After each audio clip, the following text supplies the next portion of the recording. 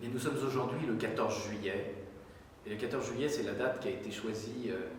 par la France et par la République française pour commémorer la fête nationale, pour être la fête nationale de la France. Cette date du 14 juillet correspond à l'anniversaire du 14 juillet 1789,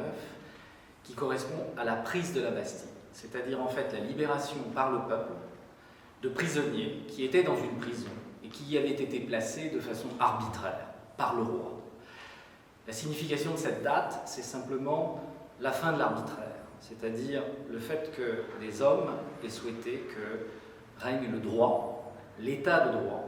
c'est-à-dire qu'on ne mettait plus en prison des gens sur une simple décision du roi, mais qu'ils y étaient mis parce que c'était dans l'intérêt de la collectivité et parce que ceci avait été décidé par des juges. Donc certes, le 14 juillet, c'est une date symbolique,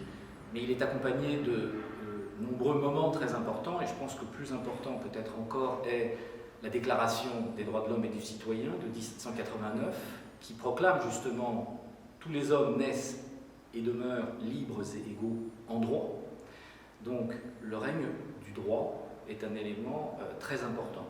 Le deuxième élément de la Révolution française, c'est la question de la souveraineté populaire, c'est-à-dire que c'est le peuple qui détient la souveraineté, et non le roi.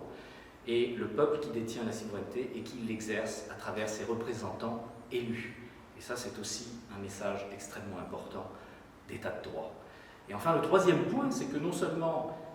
les Français ont fait cette révolution pour eux-mêmes, mais il y avait une notion dans la Révolution française d'universalité, d'universalisme, c'est-à-dire que les valeurs qui ont été promues, la liberté, l'égalité, la fraternité, la démocratie, non seulement ils ont considéré que c'était quelque chose d'important pour eux, mais ce sont des valeurs qu'ils ont voulu faire prospérer à travers le monde. Il y a eu un idéal révolutionnaire qui s'est répandu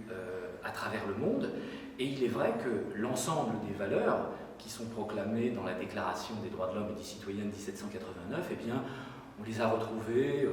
Ensuite, ils ont eu une inspiration dans beaucoup de pays d'Europe, d'Amérique latine et beaucoup de pays à travers le monde. Et d'ailleurs, on peut penser à la Déclaration universelle des droits de l'homme de 1945, qui correspond à la transposition de ces valeurs universelles à un niveau mondial.